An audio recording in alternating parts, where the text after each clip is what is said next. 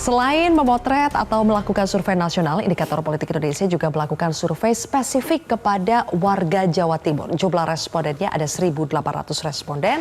Kemudian survei dilakukan dari tanggal 14 sampai 20 September 2023. Jadi masih cukup baru update. Kita akan lihat cawapres yang dipilih warga Jawa Timur. Saya tanya dulu, kenapa Jawa Timur spesifik sekali nih, Mas Bawon? Iya, pertama Jawa Timur tentu kan dari jumlah DPT kedua terbesar di Indonesia setelah Jawa Barat. Kemudian juga Jawa Timur merupakan kantung dari pemilih warga berlatar belakang Nahdlatul Ulama gitu ya. Dan itu merupakan ormas terbesar di Indonesia, ormas Islam terbesar di Indonesia. Dan Jawa Timur juga dari segi preferensi politik maupun kultur lebih kompleks ketimbang provinsi lain, misalnya Jawa Tengah, yang cenderung seragam, homogen. Oke, dan kita lihat hasil-hasilnya, ternyata yang menempati urutan pertama itu adalah Erick Thohir di 24,7, posisi kedua Khofifah 24,4, jadi hanya selisih 0,3 saja ya antara Erick Thohir dengan Khofifah.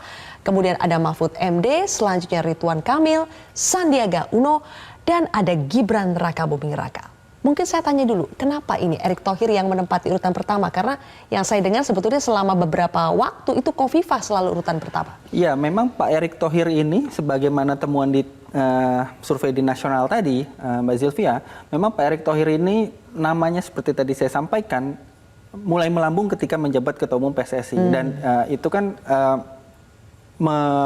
mengundang atensi dari publik luas yang lintas provinsi, lintas etnis, kemudian lintas usia, penggemar penggila sepak bola gitu ya.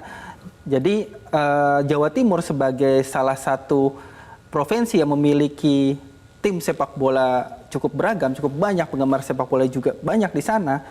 Pak Erick Thohir juga memperoleh atensi dari warga Jawa Timur. Tapi memang secara statistik perbedaan antara Erick Thohir dengan Ibu Khofifah tidak signifikan gitu ya.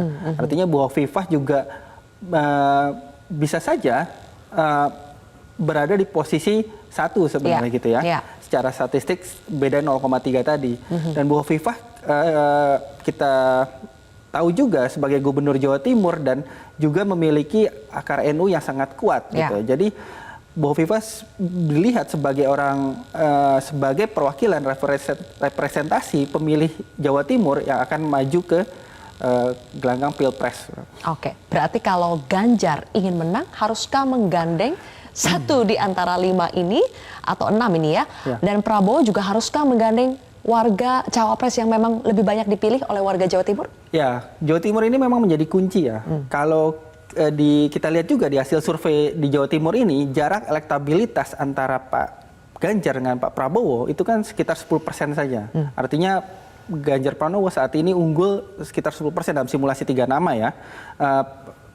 Nah 10% itu apakah dilihat oleh PDI Perjuangan dengan koalisi pengusung Ganjar Pranowo sebagai jarak yang sudah aman atau masih rawan? Gitu ya.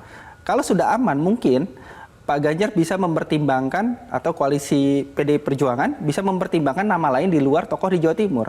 Tapi kalau jarak 10% itu dipandang jarak yang masih rawan untuk bisa dilampaui oleh Pak Prabowo, maka menggandeng Bu Khofifah sebagai cawapres dari Pak Ganjar itu adalah pilihan yang masuk akal.